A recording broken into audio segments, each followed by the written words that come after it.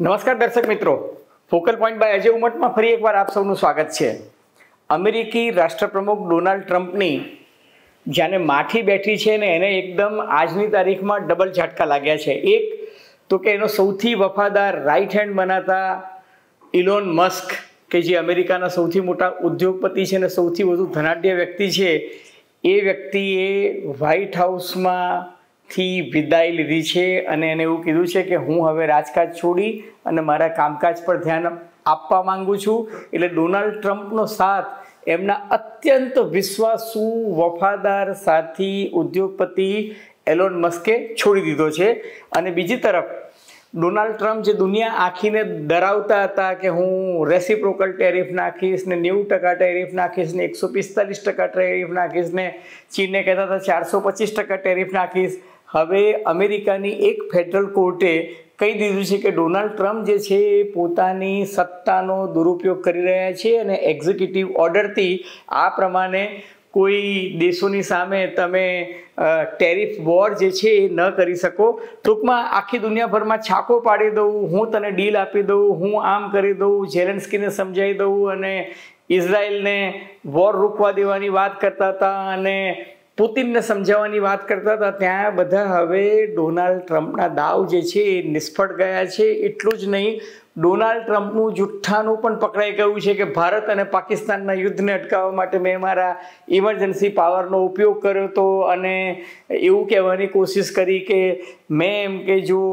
આ ટેરિફનું વોર ના રમ્યો હોત તો કદાચ એમ કે ભારત પાકિસ્તાન વચ્ચે, પણ અદાલતે ડોનાલ્ડ ટ્રમ્પની કોઈ વાત સાંભળી નથી ને કહ્યું છે કે આ ઇમરજન્સી પાવર છે ને એનો દુરુપયોગ ન થઈ શકે। અને સૌથી મહત્ત્વની વાત, અદાલતને કાનૂની લડાઈ તો કદાચ ચાલતી રહેશે, ડોનાલ્ડ ટ્રમ્પે અનેક વખત યુ ટર્ન લીધા છે, લેતા રહેશે, પણ એલોન મસ્કે શા માટે ડોનાલ્ડ ટ્રમ્પનો સાથ છોડ્યો અને એની સાચી કહાની શું છે, શા માટે બંને વચ્ચે ખટરાગ થયો, એ તમામ ચર્ચા આજે આપણે કરીશું ફોકલ પોઈન્ટ બાય અજય ઉમટમાં। પરંતુ એ પહેલાં મારી આપ સૌને નમ્ર વિનંતી છે કે જો તમને ફોકલ પોઈન્ટ બાય અજય ઉમટનો આ એપિસોડ ગમે તો મહેરબાની કરીને લાઇક કરજો, શેર કરજો, સબસ્ક્રાઈબ કરજો, ફોલો કરજો અને હા, પેલું બેલ આઇકોનનું બટન દબાવવાનું ભૂલતા નહીં, જેથી તમને અમારા નવા વિડીયોઝ જે છે એના નોટિફિકેશન્સ મળતા રહે। તો મિત્રો, ધન્યવાદ।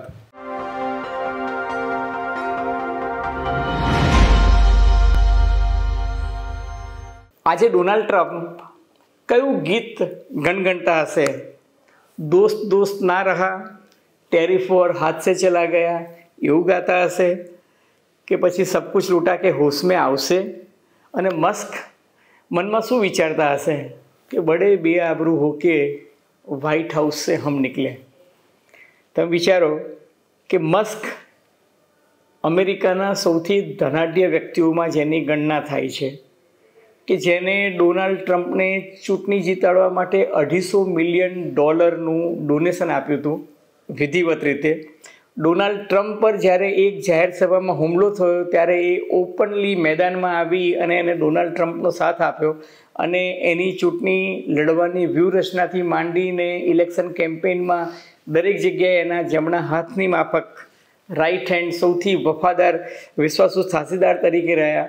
આ એ એલોન મસ્ક છે કે જેને ડોનાલ્ડ ટ્રમ્પની માટે એવું કહેવાય છે કે ટ્વિટર ખરીદી લીધું અને ટ્વિટર પર ડોનાલ્ડ ટ્રમ્પને ડિસમિસ કરી દેવામાં આવ્યા હતા, એનું અકાઉન્ટ જે છે એ ડિલીટ મારી દેવામાં આવ્યું હતું। એ ડોનાલ્ડ ટ્રમ્પને ફરી પાછા એલોન મસ્ક જે છે એ ટ્વિટર ખરીદ્યા બાદ એનું અકાઉન્ટ જે છે એને રિવાઇવ કર્યું અને એને કારણે ડોનાલ્ડ ટ્રમ્પને દુનિયાભરમાં અને ખાસ કરીને અમેરિકામાં ખાસી પ્રસિદ્ધિ મળી અને એ પ્રસિદ્ધિ ઉપર તરીને ડોનાલ્ડ ટ્રમ્પ ફરી એકવાર અમેરિકાના રાષ્ટ્રપ્રમુખ તરીકે ચૂંટાયા।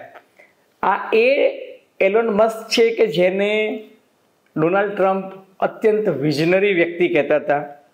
આ એ એલોન મસ્ક છે કે જેને ડોનાલ્ડ ટ્રમ્પે સ્પેશિયલ ગવર્મેન્ટ એમ્પ્લોયી તરીકેનું સ્ટેટસ આપ્યું હતું અને એટલું જ નહીં, એને DOGE એટલે કે ડિપાર્ટમેન્ટ ઓફ ગવર્મેન્ટ એફિશિયન્સી ચલાવવા માટે આપ્યું હતું, એ ડિપાર્ટમેન્ટનો એને હેડ બનાવ્યો હતો। અને આ એલોન મસ્કે ડોનાલ્ડ ટ્રમ્પની સરકારમાં ફાલતુ ખર્ચાઓ અને કરકસરની જે કવાયત હાથ ધરી હતી એમાં એને હજારો લોકોના જોબ કટ કરી નાખ્યા હતા અને એ જોબ કટ કર્યા એને કારણે અમેરિકામાં ખુદ એલોન મસ્ક એટલો બધો લોકોમાં અલોકપ્રિય થઈ ગયો કે લોકોએ ડોનાલ્ડ ટ્રમ્પનો અને એલોન મસ્કનો ગુસ્સો કાઢવા માટે એની કાર જે છે, ટેસ્લા કાર જે છે એ રોડ પર સળગાવી દીધી. ટેસ્લાના સ્ટોક જે છે એ ખાસા નીચે જતા રહ્યા, 7%, 8%, 10%. એનું સતત આ ક્વાર્ટર જે છે, છેલ્લા 2 ક્વાર્ટરથી એનો પ્રોફિટ જે છે એકદમ ડાઉન જતો રહ્યો. યુરોપનું એનું માર્કેટ જે છે એ ખતમ થઈ ગયું.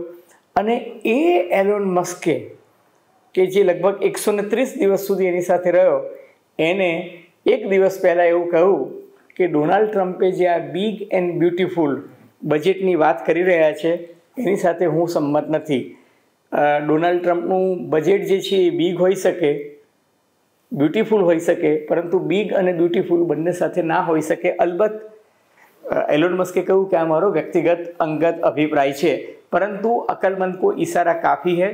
અને એ પછી એને બીજા જ દિવસે વોશિંગ્ટન પોસ્ટ અને અમેરિકાની બીજી બધી ચેનલ્સની ઇન્ટરવ્યૂ આપતા કહ્યું કે મને સમજાતું નથી કે હું એક પાઈ કાપવાની કોશિશ કરતો હતો અને અમેરિકાનું ફેડરલ બજેટ જે છે એ સરપ્લસમાં આવે એવી કોશિશ કરતો હતો, ત્યારે આ ડોનાલ્ડ ટ્રમ્પે બિગ, બોલ્ડ, બ્યુટિફુલ નામનું જે આ બજેટ લઈને આવ્યા છે એનાથી તો અમેરિકાની ફેડરલ ડેફિસિટ જે છે એ ઓલરેડી $1.83 ટ્રિલિયન માઇનસમાં ચાલે છે. એમાં હજુ બીજા $600 બિલિયન જે છે એની જેને કહી શકાય ને કે વધુ ખોટ આવશે.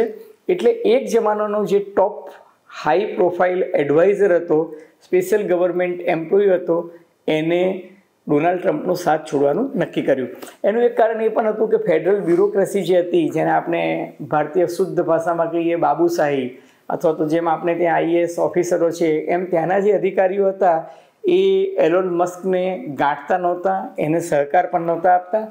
કેબિનેટના સાથીઓ એવું કહેતા હતા કે ભાઈ આ એક્સ્ટ્રા કોન્સ્ટિટ્યુશનલ ઓથોરિટી છે, એની પાસે કોઈ સત્તા નથી, એ ચૂંટાયેલી વ્યક્તિ નથી, તો અમે શા માટે એને કોન્ફિડેન્શિયલ એટલે કે ગોપનીય ગણાતા દસ્તાવેજો છે એ શા માટે આપીએ, અમે શા માટે એની વાત સાંભળીએ.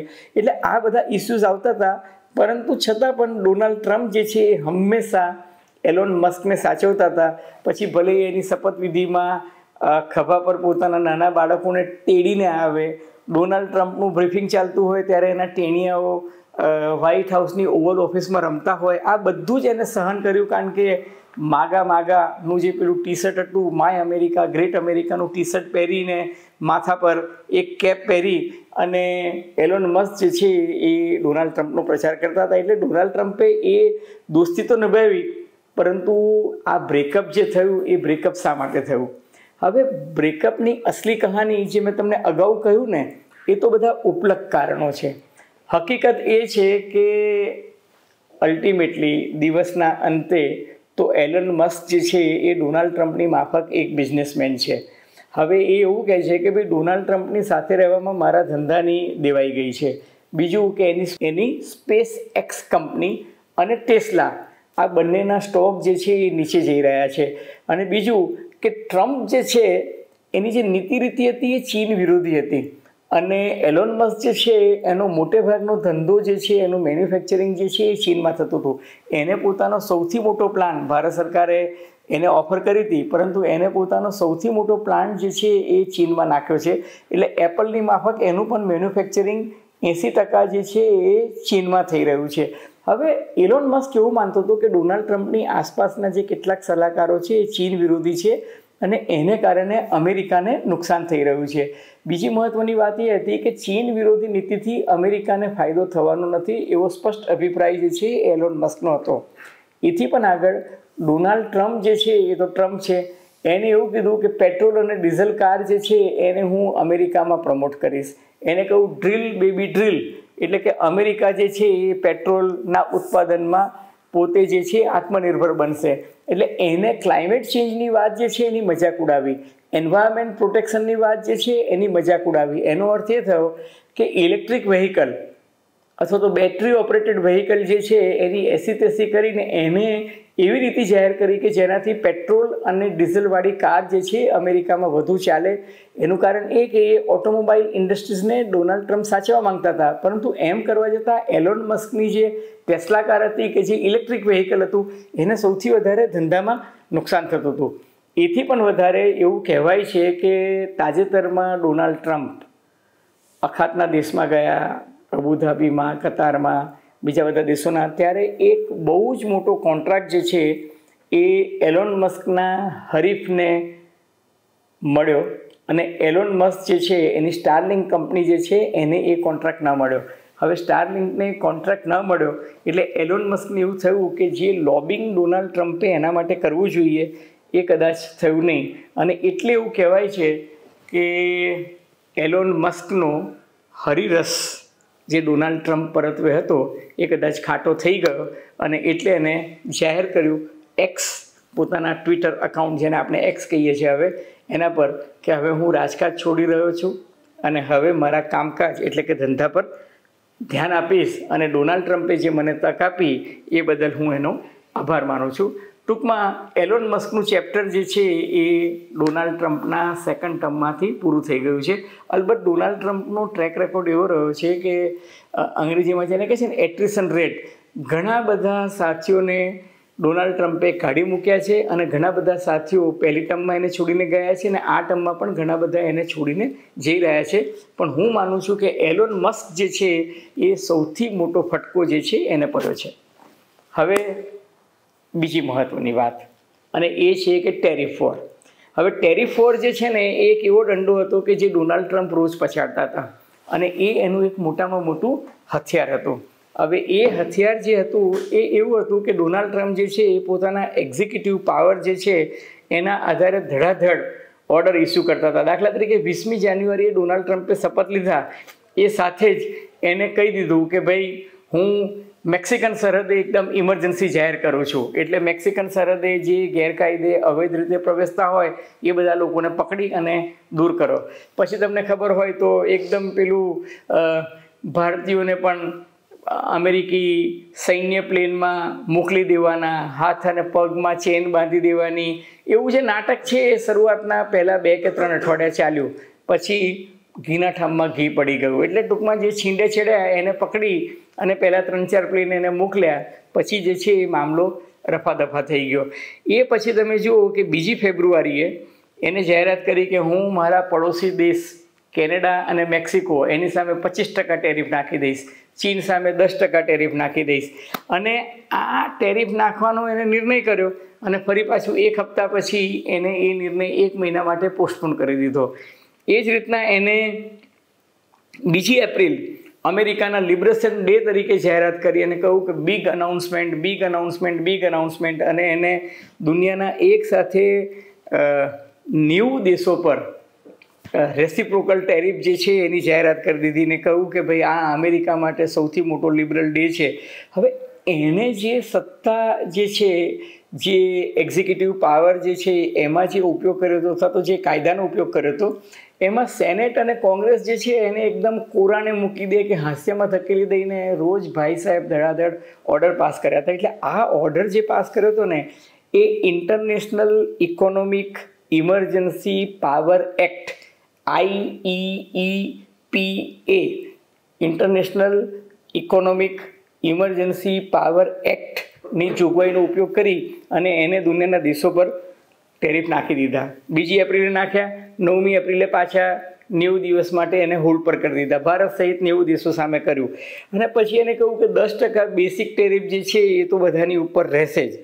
હવે અમેરિકામાં ડેમોક્રેટ સ્ટેટ્સ જે છે, ડોનાલ્ડ ટ્રમ્પ રિપબ્લિક પાર્ટીના છે પણ ડેમોક્રેટિક સ્ટેટ્સ પણ છે ને અમેરિકામાં, એ ડેમોક્રેટિક સ્ટેટ્સના લગભગ 12 જેટલા સ્ટેટ્સના ગવર્નર અને ત્યાંના મોટા વેપારીઓ અને ઉદ્યોગપતિઓએ ઇન્ટરનેશનલ ટ્રેડ ફેડરલ કોર્ટ જે છે, કોર્ટ ઓફ ઇન્ટરનેશનલ ટ્રેડ, એમાં એ લોકોએ ડોનાલ્ડ ટ્રમ્પના નિર્ણયને ચેલેન્જ કરીને કહ્યું કે ભાઈ ડોનાલ્ડ ટ્રમ્પ આવી રીતના મનસ્વીપણે રોજ સવારે ઉઠી અને પોતાના પ્લેટફોર્મ પર, સોશિયલ મીડિયાના પ્લેટફોર્મથી જાહેરાત કરી દે કે હું આજે આ ટેરિફ વધારવાનો છું, હોલ્ડ પર મૂકું છું. આ મનસ્વી રીતે એમને વર્તવાનો અધિકાર નથી.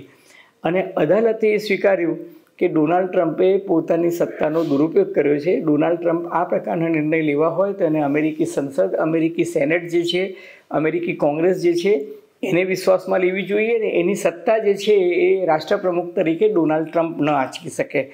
હવે આમાં ટેરિફ જે છે એના પર બ્રેક વાગી છે, પણ દાખલા તરીકે સ્ટીલ છે કે એલ્યુમિનિયમ છે કે કાર છે, આ બધી વસ્તુઓ પર એને જે ટેરિફ નાખી છે એ આજની તારીખે પણ વેલિડ છે.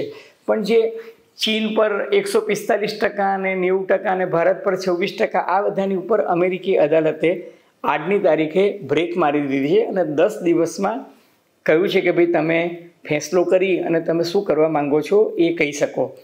અમેરિકી અદાલતે એ પણ કહ્યું છે કે ભાઈ આ જે છે ને, આ રીતના ટેરિફ જે છે એ ન નાખી શકાય અને એ જવલ્લે જ અસાધારણ અસામાન્ય સંજોગો હોય અને એ પણ એવા સંજોગો હોય કે જ્યાં તમારે ઇમરજન્સી પાવરનો રાષ્ટ્રપ્રમુખે ઉપયોગ કરવાનો હોય ત્યારે જ આ પ્રકારના તમે હોદ્દાનો દુરુપયોગ કરી શકો, આ પ્રકારના તમે કાયદાનો ઉપયોગ કરી શકો. દાખલા તરીકે જેને ઇમરજન્સી સત્તા કહે છે, માની લો કે આ જે છે ને સત્તા જે છે ટેરિફ નાખવાની નથી, આ સત્તા આ જે છે international economic emergency power act એ તમારે સેન્કશન નાખવા માટે છે. દાખલા તરીકે રશિયા અને યુક્રેન વચ્ચે યુદ્ધ ફાટે તો તમે રશિયાને પદાર્થ પાઠ શીખવાડવા માંગતા હોય તો તમે રશિયા સામે તમે આ સેન્કશન મૂકી શકો ટેરિફના નામે.